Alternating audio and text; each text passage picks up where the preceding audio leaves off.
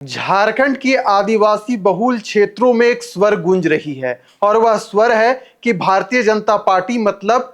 अदानी अंबानी की सरकार और झारखंड मुक्ति मोर्चा मतलब झारखंडियों की सरकार। और उस स्वर को कहीं ना कहीं हवा देने का काम कर रही है गांडे विधायक और मुख्यमंत्री हेमंत सोरेन की पत्नी कल्पना सोरेन। भरी मन से वह कहती है कि भारतीय जनता पार्टी व्यापारियों की पार्टी है और हमारी पार्टी झारखंडियों की पार्टी है।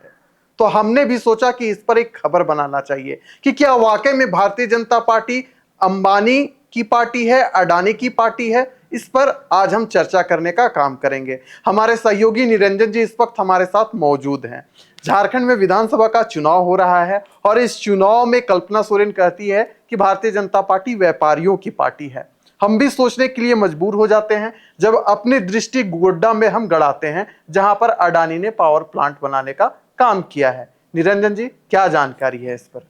विशाल, झारखंड में विधानसभा का चुनाव सर पर है जी। और आप देखिए कि चुनाव की जो रणभूमि है जिस तरह से सज करके तैयार है और तमाम राजनीतिक पार्टियां जिस तरह से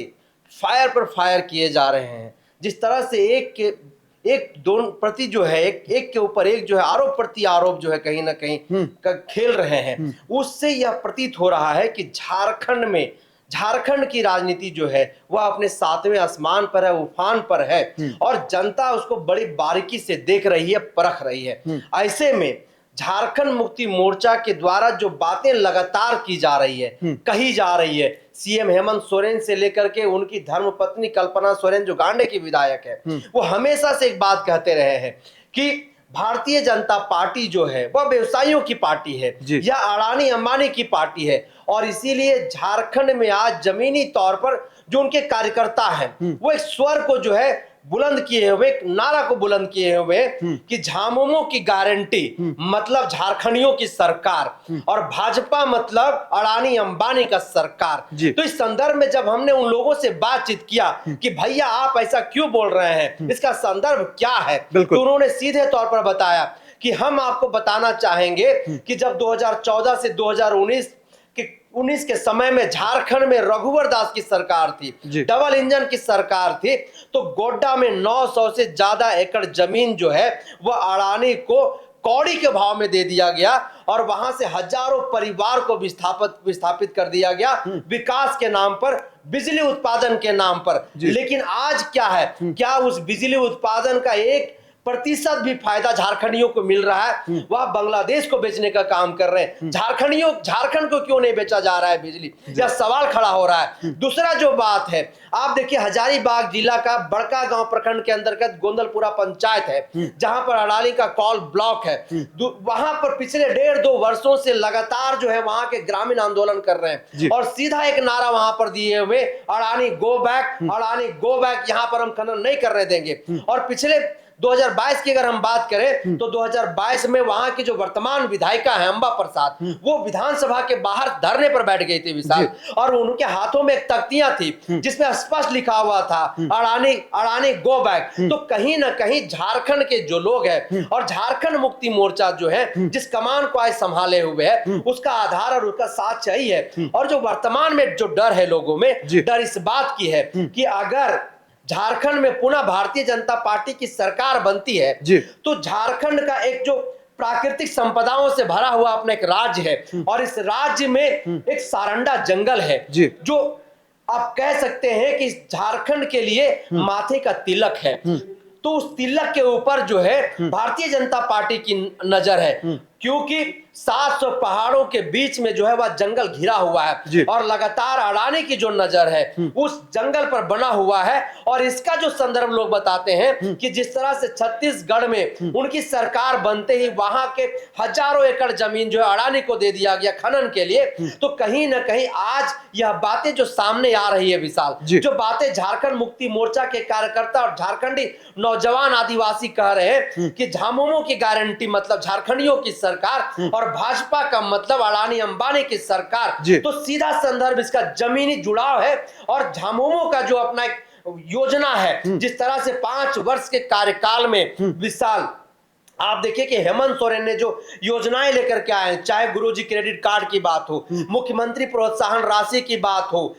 सावित्रीबाई फुले क्रेडिट सावित्रीबाई फुले योजना की बात हो, अबुआ आवास योजना की बात हो, कृषि ऋण माफी की बात हो, बिजली ऋण माफी की बात हो, युवाओं को रोजगार नौकरी देने की बात हो, जी। और सबसे बड़ी जो योजना अभी मुख्यमंत्री हेमंत सोरेन के द्वारा लाया गया, जिसका लाभ इस राज्य की 50 लाख महिलाओं को सीधे तौर पर फायदा पहुंच रहा है, मुख्यमंत्री सम्मान योजना। तो कहीं ना कहीं अपने इन कार्यों को हेमंत सोरेन पूरा झारखंड मुक्ति मोर्चा इंडिया गठबंधन जो है या झारखंडियों की भावनाओं से जोड़ करके देख रही है, झारखंड के मानसिकता, झारखंड के लोगों से जोड़ करके देख रही है, आखिरी पंक्ति के परिवार से उसको जोड़ा जा रहा है और कहा जा रहा है सीधे तौर पर कि झामुमो की गारंटी मतलब झारखंडियों की सरकार है और हम झारखंडियों के लिए काम करते हैं, झारखंड हमने बनाया, झारखंड हम ही संवारेंगे। विशाल, झारखंड में 40% खनिज संपदा पाई जाती है। यहाँ के खनिज संपदा से दूसरे राज्यों में रोशन होता है, यहाँ की बिजली दूसरे देशों में जाती है और उस देश का जो बिजली है उसे प्राप्त होता है। सवाल ये उठता है कि 40% खनिज संपदा इस राज्य में पाया जाता है, तो आखिरकार आज भी झारखंड में विस्थापन की जो समस्या है वो क्यों नहीं समाप्त हुई? यहाँ पर जो शिक्षा है, रोजगार की जो समस्या है वो आखिरकार क्यों नहीं समाप्त हुई? भारतीय जनता पार्टी कहती है, या जो थिंक टैंक है यानी कि जो पढ़े लिखे लोग हैं वह यही कहते हैं कि जब तक यहाँ पर इंडस्ट्रीज नहीं आएगी तब तक झारखंडियों का विकास कैसे होगा। लेकिन जब इंडस्ट्री आती है तो जमीन एक बड़ा मुद्दा बन जाता है। जो विपक्ष है, चाहे सत्ता पक्ष हो, वो बहलाने फुसलाने में लोगों को लग जाते हैं। यहीं से पूरी राजनीति की शुरुआत होती है। निरंजन जी, अगला सवाल आपसे रहेगा, जब आप झारखंड मुक्ति मोर्चा के कार्यकर्ताओं से बात करते हैं या भारतीय जनता पार्टी के कार्यकर्ताओं से बात करते हैं, तो दोनों को पता है कि जब तक यहाँ पर फैक्ट्री नहीं लगेगी, इंडस्ट्री नहीं लगेगी, तब तक झारखंड के लोग दूसरे राज्यों में जाते रहेंगे। जब तक यहाँ पर अंबानी नहीं आएगा, अडानी नहीं आएगा, अगर टाटा नहीं आएगा, तब तक झारखंडियों का विकास कैसे होगा? इस पर उनका क्या मंतव्य रहता है? इस पर बिल्कुल उनका स्पष्ट कहना है कि हम बिल्कुल इसका विरोध नहीं कर रहे हैं कि अडानी नहीं आए, अंबानी नहीं आए, टाटा नहीं आए। टाटा आप जान रहे हैं कि जमशेदपुर जिसके नाम से जाना जाता है, हम विरोध बिल्कुल नहीं कर रहे हैं। आप विकास के नाम पर हमारे लोगों का जमीन ले रहे हैं, हमारी जमीन ले रहे हैं कि हम यहाँ पर विकास करेंगे, आपको रोजगार देंगे। लेकिन वहीं जब झारखंड के लोग केंद्र में शासित भारतीय जनता पार्टी से अपना अधिकार मांगती है, अपना पहचान मांगती है, तो उस पहचान के ऊपर जो है वह केंद्र में शासित भारतीय जनता पार्टी चुप हो जाती है और उनके जो झारखंड में नेता हैं वो भी इस पर मौन बैठते हैं। आप देखिए कि झारखंड मुक्ति मोर्चा वाले नेतृत्व वाली जो सरकार है वो विशेष विधेयक बुला करके जो है, विशेष सत्र बुला करके, चाहे स्थानीय नीति की बात हो, उसका विधेयक लाती है, राजभवन को भेजा जाता है, राजभवन से पुनः उसको एडिट करने के लिए कुछ त्रुटियां बता करके उसको कई महीनों के बाद जो वापस लौटा दिया जाता है। ठीक उसी तरीके से देखिए आप सरना धर्म कोड को लेकर के विशेष सत्र बुलाया जाता है, विशेष सत्र बुला करके विधेयक लाया जाता है, बहुमत से उसको पारित किया जाता है, केंद्र को भेजा जाता है, लेकिन अब तक जो है इस पर कोई पहल नहीं की जाती है। अब ऐसे में आप समझिए कि आप विकास के नाम पर आप यहाँ पर हमारा जमीन ले रहे हैं, आप यहाँ पर उद्योग भी लगा रहे हैं, इंडस्ट्री लगा रहे हैं, लेकिन जब तक हमारा झारखंड में नियोजन परिभाषित नहीं होगा, जब तक स्थानीय नीति परिभाषित नहीं होगा, तो फिर जो 75% आरक्षण देने की बात सरकार हुंकार भरती है, 75% जो आरक्षण हमको मिलना है, उस आरक्षण का क्राइटेरिया क्या होगा और किस आधार पर आप जो झारखंडियों को नौकरी देंगे, इसका जवाब केंद्र शासित प्रदेश को देना होगा। तो कहीं ना कहीं झारखंड के लोगों का विरोध, झारखंड मुक्ति मोर्चा का विरोध जो है इसके खिलाफ में है और पलायन बदस्तूरी झारखंड में जारी है। पलायन झारखंड में बदस्तूर जारी है और ये 25 वर्षों का जो झारखंड का सफर है, इस सफर में यह पलायन आज तक थमने का नाम नहीं लिया है। दूसरी तरफ आप देखिए विस्थापन है झारखंड में जो है, आप एक देखिए कि कोरोना से भी भयानक फैल रहा है। लगातार झारखंड से विस्थापित होकर के कई ऐसे लाखों परिवार हैं जो झारखंड छोड़कर के दूसरे राज्यों में जा चुके हैं। तो आखिर इसका क्या समाधान है? झारखंड मुक्ति मोर्चा इससे ये सवाल पूछ रही है, ये जानना चाह रही है और इसीलिए झारखंड मुक्ति मोर्चा के कार्यकर्ता सीधे कहते हैं कि हम अडानी का विरोध नहीं कर रहे हैं, हम अंबानी का विरोध नहीं कर रहे, लेकिन इससे पहले केंद्र में शासित भारतीय जनता पार्टी को अपने दोस्त को तमाम चीजें सौंपने से पहले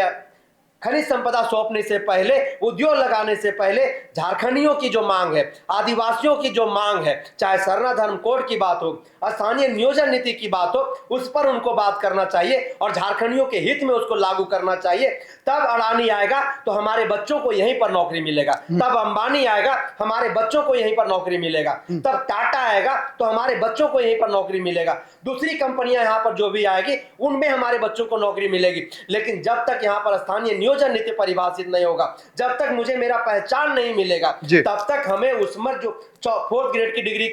फोर्थ ग्रेड की जो नौकरी है, थर्ड ग्रेड की जो नौकरी है, उसमें हमें जगह नहीं दिया जाएगा और पैसों का बंदरबाट होगा और दूसरे राज्यों से ला करके लोगों को वहां पर नौकरी दिया जाएगा और 2-4 लोगों को, झारखंडियों को नौकरी दे करके कोरम पूरा किया जाएगा। तो कहीं ना कहीं आज इसके विरोध में झारखंड मुक्ति मोर्चा जो है खुलेआम सरेआम मोर्चा खुला हुआ है और इसीलिए बार बार बात कही जा रही है। फिर से एक बार मैं कहूंगा, जो झारखंड के लड़के कह रहे हैं, झारखंड के नौजवान कह रहे हैं, बेटियां महिलाएं कह रहे हैं, झामुमो कह रही है कि झामुमो की गारंटी मतलब झारखंड मुक्ति मोर्चा की सरकार और भाजपा के मतलब अडानी अंबानी की सरकार। मिसाल चलिए, तो झारखंड में समस्याएं अपार है, लेकिन उन समस्याओं का हल कैसे निकलेगा यह डिसाइड करता है उस राज्य में जो सत्ता में बैठे हुए लोग हैं। अब मौजूदा समय में हेमंत सोरेन की सरकार है। हेमंत सोरेन की सरकार अब विधानसभा का चुनाव को देखते हुए इस प्रकार का